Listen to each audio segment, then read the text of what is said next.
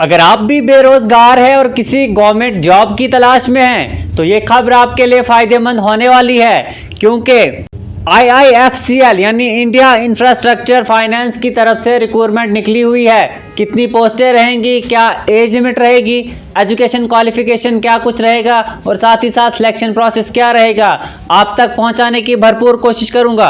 आप देख रहे हैं टुडे न्यूज़ लाइन और मैं हूं आमिर परवेज। सबसे पहले अगर हम एप्लीकेशन फॉर्म की बात करें कब से लगने शुरू होंगे तो मैं आपको बता दूं, एप्लीकेशन फॉर्म जो है 7/12/2024 से लगने शुरू होंगे, यानी एप्लीकेशन फॉर्म जो है वो लगने शुरू हो गए हैं। और अगर लास्ट डेट की बात करें तो 23/12/2024 यानी कुछ ही दिनों में जो है एप्लीकेशन फॉर्म लगने जो है वो बंद हो जाएंगे। अगर हम एप्लीकेशन फीस की बात करें तो मैं आपको बता दूं, अगर आप जनरल कैटेगरी से बिलोंग करते हैं या SC या ST कैटेगरी से बिलोंग करते हैं, अगर आप जनरल कैटेगरी से बिलोंग करते हैं और OBC कैटेगरी से बिलोंग करते हैं तो आपको 600 की फीस जो है वो पे करनी पड़ेगी। और साथ ही साथ अगर आप SC ST कैटेगरी से बिलोंग करते हो या PH कैटेगरी से बिलोंग करते हो तो आपकी एग्जाम फीस जो है यानी फॉर्म की फीस जो होगी वो 100 रुपीज़ होगी। और अगर हम एज लिमिट की बात करें तो मिनिमम एज जो है वो 21 रहने वाली है, यानी आपकी जो मिनिमम एज है 21 होनी चाहिए, तभी जाकर आप जो है इसके लिए अप्लाई कर सकते हो।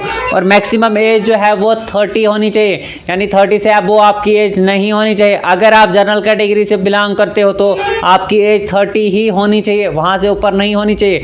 और अगर आप SC ST कैटेगरी से बिलोंग करते हो तो आपको 5 साल की एज रिलैक्सेशन मिल जाएगी। और साथ ही साथ अगर आप OBC कैटेगरी से बिलोंग करते हो तो आपको 3 साल की एज रिलैक्सेशन है मिल जाएगी। अगर मैं पोस्टों के नाम बात करूं तो असिस्टेंट मैनेजर ग्रेड A की पोस्टें हैं, साथ ही साथ प्रोजेक्ट फाइनेंसिंग की पोस्टें हैं, अकाउंटेंट्स की पोस्टें हैं, रिसोर्स एंड ट्रेजरी की पोस्टें हैं, साथ में इंफॉर्मेशन टेक्नोलॉजी IT जिसको बोलते हैं वो उसकी पोस्टें हैं। साथ ही साथ मैं आपको बता दूं environmental and social safe guard की पोस्टें हैं, रिस्क मैनेजमेंट की पोस्टें हैं, ह्यूमन रिसोर्स में पोस्टें हैं, रिसोर्स एंड एनालिसिस में पोस्टें हैं, साथ ही साथ कॉम्प्लायंस एंड ऑडिट की पोस्टें हैं और कॉर्पोरेट कम्युनिकेशन की पोस्टें निकली हुई है। मैं अगर आप एजुकेशन क्वालिफिकेशन की बात करूं तो मैं बता दूं आपको, अगर आप जर्नल के लिए अप्लाई करें, असिस्टेंट मैनेजर के लिए अगर आप अप्लाई कर रहे हो तो आपकी क्वालिफिकेशन जो है वो PG होनी चाहिए,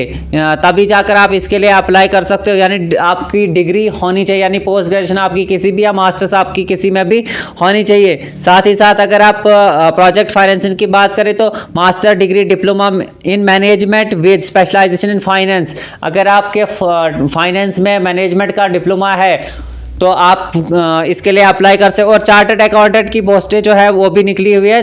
अगर आप चार्टर्ड अकाउंटेंट आपने किया हुआ है तो आपके लिए बहुत सारी अपॉर्चुनिटीज़ है, अलग अलग आप डिपार्टमेंट्स में इसके लिए जो है वो अप्लाई कर सकते हो। मैं सिलेक्शन प्रोसेस की बात बताऊं तो सबसे पहले आपका रिटन एग्जाम होगा और रिटन एग्जाम क्वालिफाई करने के बाद आपका जो है वो कंप्यूटर का टेस्ट होगा, यानी आपको टाइपिंग आनी चाहिए। और कुछ पोस्टों के लिए जो है वो टाइपिंग ज़रूरी है और कुछ पोस्टों के लिए टाइपिंग ज़रूरी नहीं है। वहाँ पे आपको सिर्फ एग्ज़ाम क्वालिफाई करना है और आपका जो है वो आपको जॉब मिल सकती है। मैं अगर आपको बता दूं एप्लीकेशन फॉर्म लगने के बाद कितने टाइम में आपके एग्ज़ाम हो गए तो मैं जनवरी 2025 जो है इन्होंने बोला है कि आपको नोटिफाई कर देंगे कि जनवरी 2025 में जो है वो आपके एग्ज़ाम लिए जाएंगे। के बारे में अगर आप कुछ भी मज़ीद जानना चाहते हो तो आप इनकी ऑफिशियल वेबसाइट पे विजिट कर सकते हो, या आपको जो है लिंक वो जो डिस्क्रिप्शन में मिल जाएगा, आप क्लिक करके वहीं से आप अप्लाई भी कर सकते हो और साथ ही साथ वहीं से आप इसके बारे में पूरी जानकारी हासिल भी कर सकते हो।